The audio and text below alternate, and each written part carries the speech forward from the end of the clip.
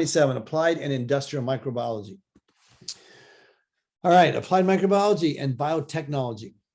So microbes are harnessed in diverse ways for specific tasks that we use, metabolic tasks, can be very practical and beneficial to humans. We can have applied microbiology, we can have industrial microbiology, biotechnology, and fermentation. Fermentation is very important to most students. That's what makes our alcohol. So applied microbiology, microbes that are used to treat wastewater, bioremediate damaged environments. Industrial microbiology, use of microbes in making food, medicines, manufacturing, antibiotics, things like that, and agricultural products. Biotechnologies, we use microbes for practical applications and for fermentation, controlled cultures of microbes to produce desired organic compounds. Okay, wastewater, water purification. In most cities, water is treated in a stepwise process before it's supplied to consumers. We have to treat the water so there's no pathogens, no viruses, no E. coli, stuff like that in the water that we're giving out to our customers, to people. Impoundment in large protective reservoirs, storage and sedimentation, treated to prevent overgrowth of cyanobacteria. It's pumped to holding tanks for further settling, aeration, filtration, chemical treatments with chlorine, ozone, or peroxide disinfectants. Right? I mean, you can purify the water, but wouldn't be one of my drinking spots, to be honest with you. That's not where I'd purify water and pump back out. But you have different storages, different holding houses, and it's pumped through different areas where there's ozone treated it, chlorine treated it, holding tanks, let it aerate, put it out in the open, let it aerate, been back through biochemical processes, then back out into the ocean. Okay, we'll go through all those different steps. Typically requires 3 phases to treat sewage water: primary phase, secondary phase, and tertiary phase. Primary phase removes floating, bulky physical objects. Secondary phase removes the organic material by biodegradation, natural bioremediation in large digester forming sludge, which is aerated by injections and then stirred up and mixed. Tertiary phase is filtration again, disinfection, chlorine, ozone, etc., peroxides, and removal of chemical pollutants. Okay. You have anaerobic digesters. These turn sludge into a secondary source of energy. Okay, they digest these sludge that's in there, the first stage of it. Wastewater treatment plants can process 7 million gallons of raw sewage a day. Okay, after completing the sewage treatment process, the water is gradually released either back in the oceans or back into pipes for residential use. That's what the plants are. There are large areas, large plants there that treat the water for purification. Microbiology of food, microbes and humans compete for nutrients in food. Everything competes for food in their chain. The effects of microorganisms on food can be beneficial. Food is fermented or otherwise chemically changed by the addition of microbes or microbial products to alter or improve flavor, improve taste, or the texture. Microbes can serve as foods. Okay. Detrimental effects: food poisoning, foodborne illnesses, food spoilage. Growth of microbes make food unfit for consumption. Adds undesirable effects, appearance, smell, destroys the food value. Or neutral effects. They can be positive effects, detrimental effects, or they get neutral effects. Not change at all if there's microbes in there. So the presence or growth of microbes that do not cause disease or change the nature of food are just neutral effects. Fermentation in food products. Microbes through fermentation can impart desirable aroma, flavors, or texture to foods. Starting cultures like breads, like sourdough bread. You have a starting thing of microbes that you keep using over and over. Bread is yeast leavened dough by giving off CO2. When it rises, what does bread do when you add yeast to it? You put it in the window with your rolls, whatever. Okay, it rises. Why does it rise?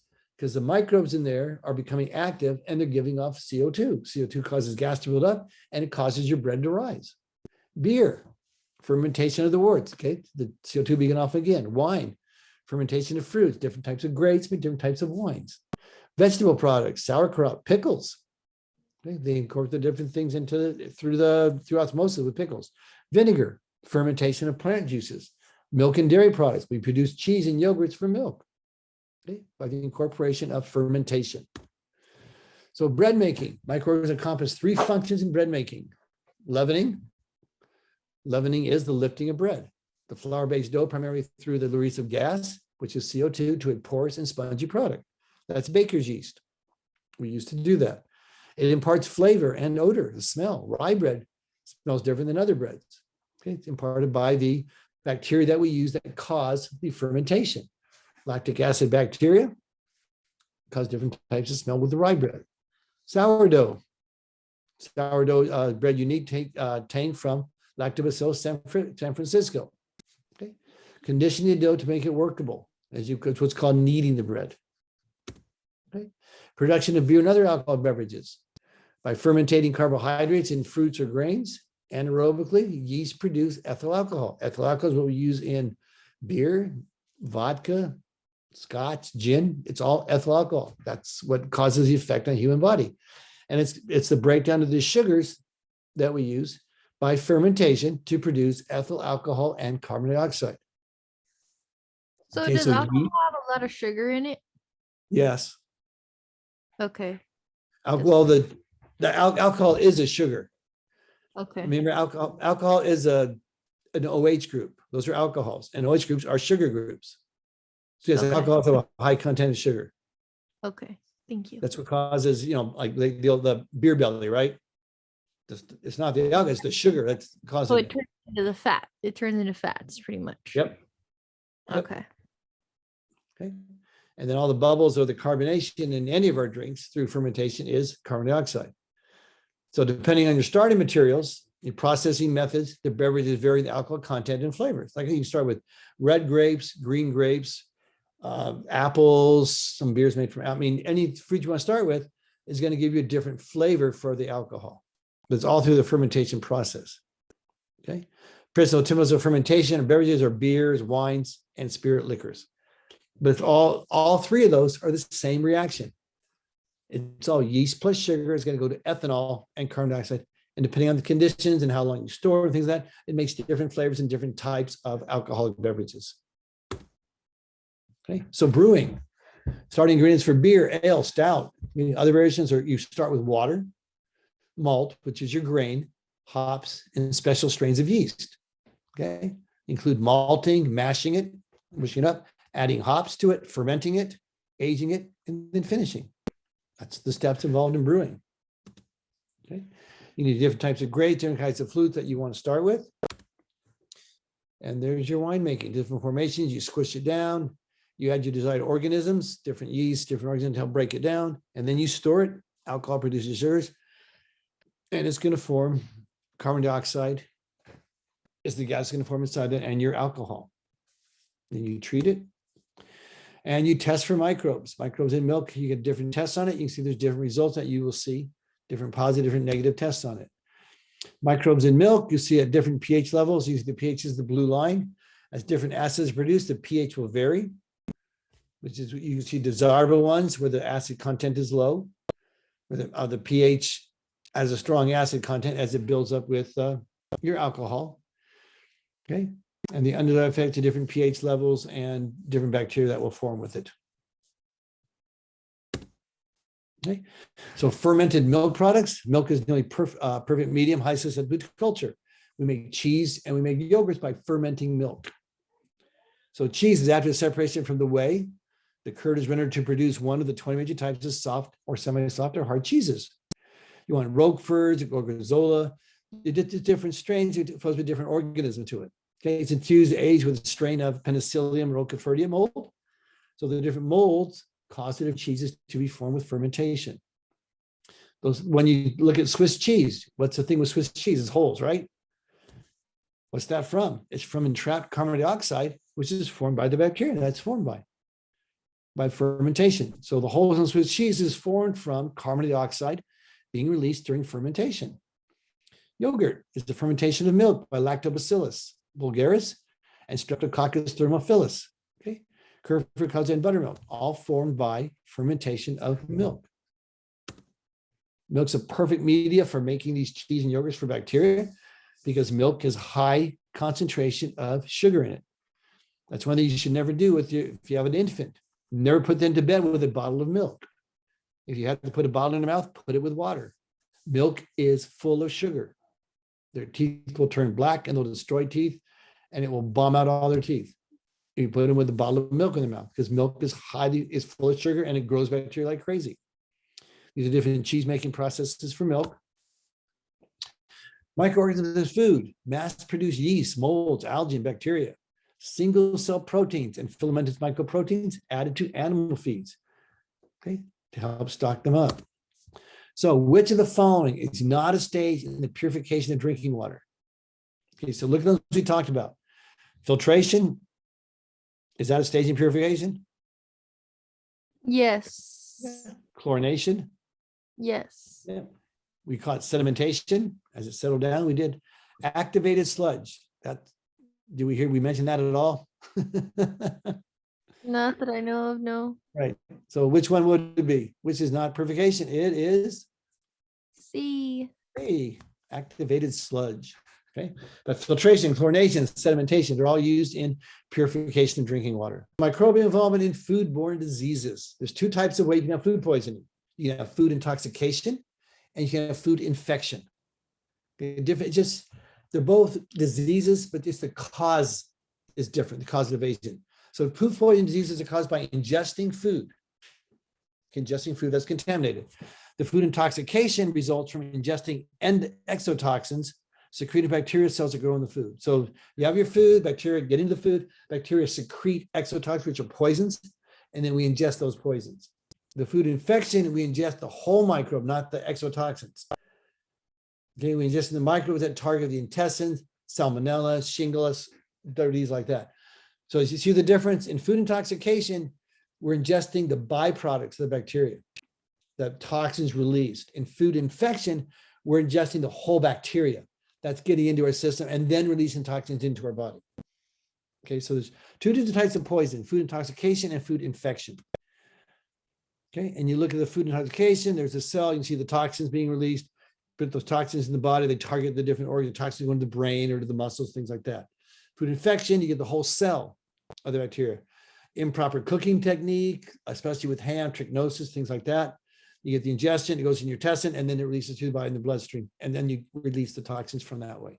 So they're both diseases, but the method of how it's spread into the body is different between food intoxication and food infection. So with food intoxication, okay, Staphylococcus enteris, okay, custards, cream-filled pastries, ham, dressings. They're all foods that are involved in that if they're not prepared right. Botulism, okay, home canned, poorly preserved, low acid foods. Low acid foods don't kill the bacteria and they produce their endotoxins. That's why we want the pH to be low. Remember that chart we showed you with the pH drop low for ideal environment for fermentation.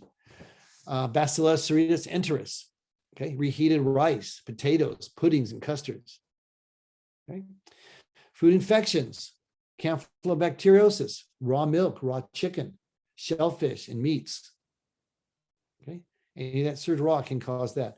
Salmonellosis, poultry, eggs, dairy products, and meats not prepared correctly. Again, this is a continuation for food infections. Perfinogens, external toxemia, inadequately cooked meats. Shingullosis, unsanitary cooked food like fish, shrimp, potatoes, or salads that are left out. Vibrio enteritis, raw and poorly cooked seafoods. Listeriosis, poorly pasteurized milk and cheese we just talked about. Okay. Escherichia enteritis, those are E. coli, that's your fecal contamination. Contaminated raw vegetables from the soil. Contaminated cheeses. E. coli, raw beef, vegetables, or water, contaminated water supply. All those are ways to get food poisoning, right? But food infection. Preventive measures. What do we do to stop food poisoning? Okay, we use aseptic technique. That way the microbes don't get into the food. Hand washing. That way the bacteria from our hands don't get on our food and transfer into our body. We prevent survival or multiplication of the microbes in the food. Once the microbes in, we stop them from surviving. We kill them. We heat it. Autoclave, pasteurization, cooking. We get rid of the bacteria. Cold, refrigeration.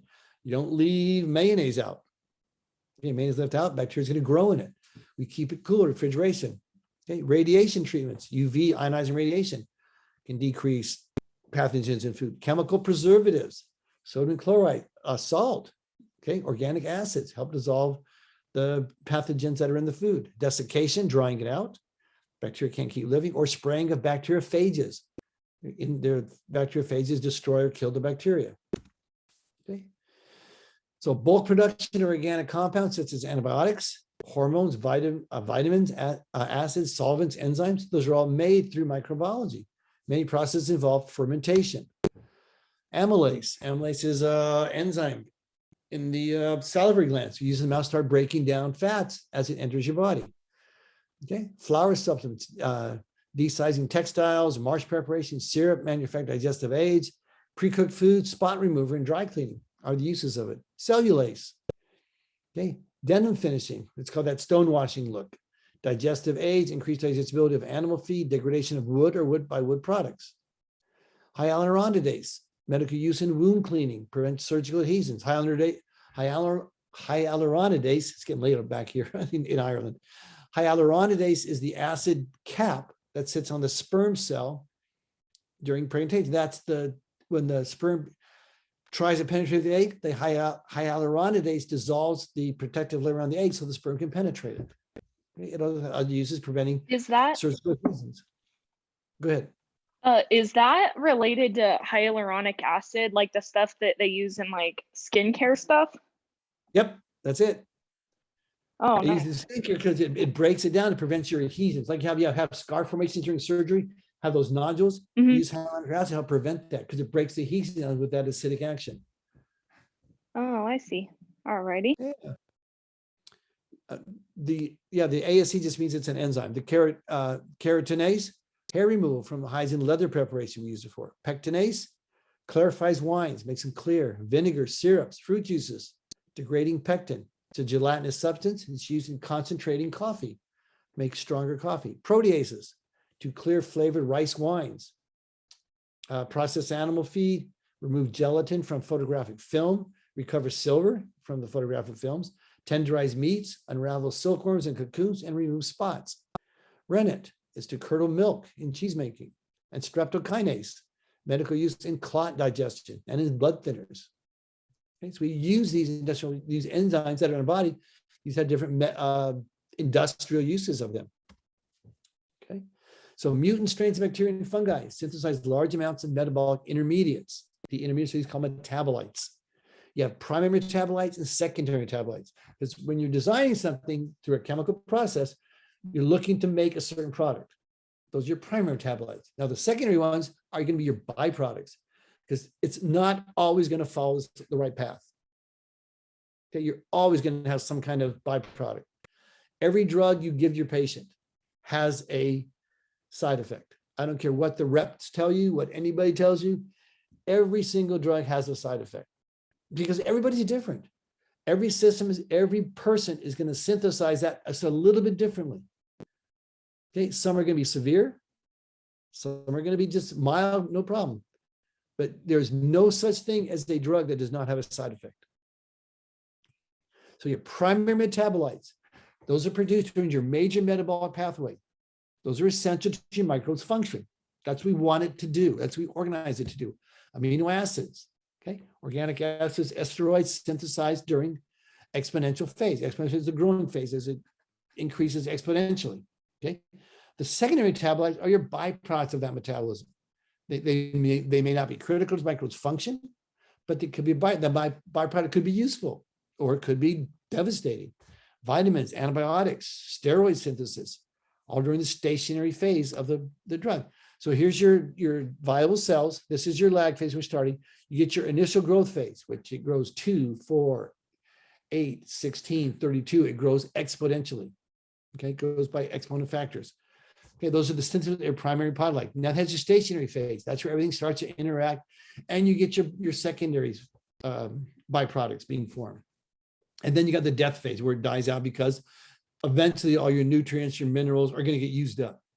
So you got this lag phase before it starts, then this exponential growth phase, then the stationary where it produces your primary product, then your stationary phase where everything just kind of grows and matures, and this is where your secondary products are formed, and then it dies off as the nutrients are used up. Right? So tricks to increase the amount of the chosen product. This is what we do because we want to produce a certain product with minimum byproducts. So we manipulate growth environments to increase synthesis of the metabolite, the prime metabolite.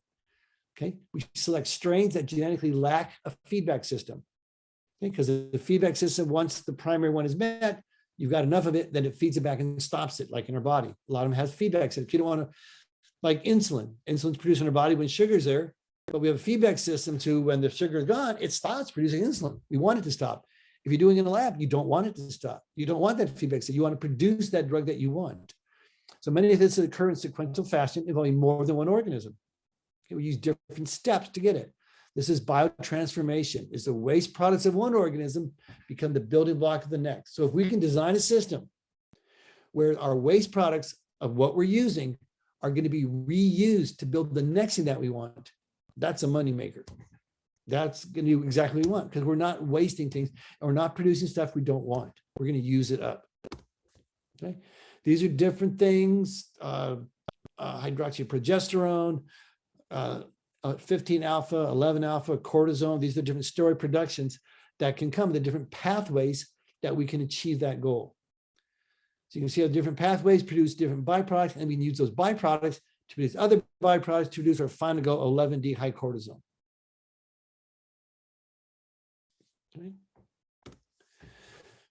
Okay, so two devices are used to scale up cultures to industrial levels of growth and fermentation in carefully controlled environments. We use bioreactors and fermenters. Okay. So this is a fermenter. I'll break it down here in a second here. This is how we use it. It has a motor that stirs things up. We showed the addition of the microbes. It has valves, temperature controls for hot water, cold water, releasing air in, putting air out, controlling the aerobic environment. And it mixes it and spins it out. At the bottom, there's a filter, there's a valve with a harvest line. And this is a downstream process. It moves it all out, goes through a filter at the bottom, and out comes through the valve. So we put it in there, mix it all around, control the environment. We put certain organisms in it, control the temperature, control the mixing of the components, and we get a certain percentage out. Okay. So steps in mass production, introduction of microbes and sterile media into the reaction chamber. We get fermentation that occurs. It's called downstream processing because it's moving downstream. We get recovery, purification, and then packaging and removal of waste from it. Carry out aseptically and monitored for rate of flow and quality of product as it's done. You see the introduction of the reactants. There's your raw materials, pre-treated with the enzymes, the nutrients are added, and then it goes into the chamber. In the chamber, we add oxygen. Okay, we have a pH buffer to control the pH, to control the growth. As it goes through there, it goes out to the next stage. We get recovery of the raw product. We get the medium that's been collected that it's growing on. Microbes are recovered, taken back out, so we can reuse the microbes. Okay, the solids collector is filtered out and then it goes through an extraction filter. Okay, then we dry it out, desiccate it, and we package it for use. Okay. So we got batch fermentations or continuous batch fermentations are substrates added to the system all at once and taken through a limited run until the product is harvested. So we stick it all in there and let it run. That's our batch fermentation, run a batch of it.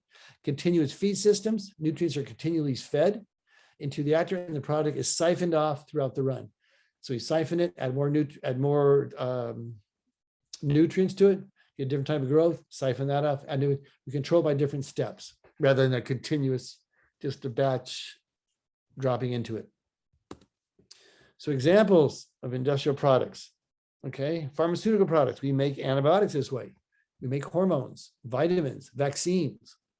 Miscellaneous products are biopesticides, enzymes, amino acids, organic acids, solvents, natural flavor compounds, all made by this process. So pharmaceuticals, we have cephalosporins. Cephalosporins are Keflex. It's one of the drugs used for treating infections that penicillin doesn't respond to. Antibacterial antibiotics, it's a very broad spectrum antibiotic. Penicillins are made this way. Antibacterial antibiotics, broad and narrow spectrum, vitamin B12, dietary supplement, and steroids. Okay, treatment of inflammation, treatment of allergies, hormone replacement therapy. Okay, food additives, okay, citric acid. Okay, we use it in soft drinks. That's what gives you that citric acid, gives that tangy taste. It uses candy additive. Okay, fish preservatives, retards discolorations of crab meat, delays browning of sliced peaches. Xanthan, food stabilizer, it's not digested by humans. Acetic acid is food acidifier. Use industrial, acetic acid is vinegar. Okay, we use that. Ethanol, we talked about with fermentation, beet, canes, grains, woods, waste. Okay, added to gasoline, gasohol. You'll see the signs of your gas stations. Your 10% of this gas is alcohol that you're into because alcohol is going to burn fat hotter. Okay, most engines can't burn alcohol because alcohol burns hotter than octane gas. Octane gas burns at a lower temperature. Alcohol has fewer carbons. It burns extremely high temperatures. It breaks your head. It blows head gaskets. It melts them. Okay. The Humvees that the military uses are specially designed, okay, for the heads of the motors to not melt by using alcohol. So if you have a Humvee, if you're stuck in the desert in Iraq, Afghanistan, you can take a bottle of vodka, pour it in the gas tank, and it's going to run. It's not great for it because it's going to run hot. You can't do that with a regular car. We can have about 10% before we get to the point where we heat it too much and the main part of the engine melts because it burns so much hotter. But gasohol is just an alcohol additive. Acetone, a solvent for liqueurs for paints, resins, rubbers, fats, oils. We use it as a paint remover. We use it for what do you paint your nails with? Nail remover, nail paint remover. Okay, glycerol. What's that? Oh yeah, yeah, acetone. Oh yeah, never mind. Yeah, acetone is nail polish. That's not what I'm thinking. Nail polish removes acetone. Removes paints. Yeah. So if you go real expensive, you guys buy in the store, you get those little nail polish removers, little bottles for like $8. You buy a whole gallon of it for like $5. If the hardware store for acetone, it's the same thing. It's the exact same thing, and it'll last you for a lifetime doing that. But that's it. That's it. That's the exact same thing. Glycerol we use. Glycerol is nitroglycerin. Glycerol is a byproduct of fat metabolism. When you make soaps, they make soaps from fats. Yeah, you make soap from fats. One of the byproducts of that is glycerin. Nitroglycerin is an extremely explosive material. Dextran is a polymer used for blood expanders, burn victims, stabilizes ice cream, sugary syrups, and candies. So you have multiple uses for all these things. So large tanks used in industrial production of antibiotics are termed with digesters, fermenters, or biotransformers. Okay, so we talked about the two different types of using it. They're either fermenters or biotransformers. So let's go look at our two products here. Okay, we have either bioreactors or fermenters. Okay, so those are two ways of doing it. So which one of those is, it's with digester, fermenter, spirator, or biotransformers? It was a fermenter, right? One of the large tanks for antibiotics are termed fermenters. It ferments in the process, allows it to mix, and goes to your final product, and then filters it out, and then desiccates it for packaging through fermenters. That's how we make our antibiotics. We make a whole bunch of other products that way through fermentation, controlled fermentation.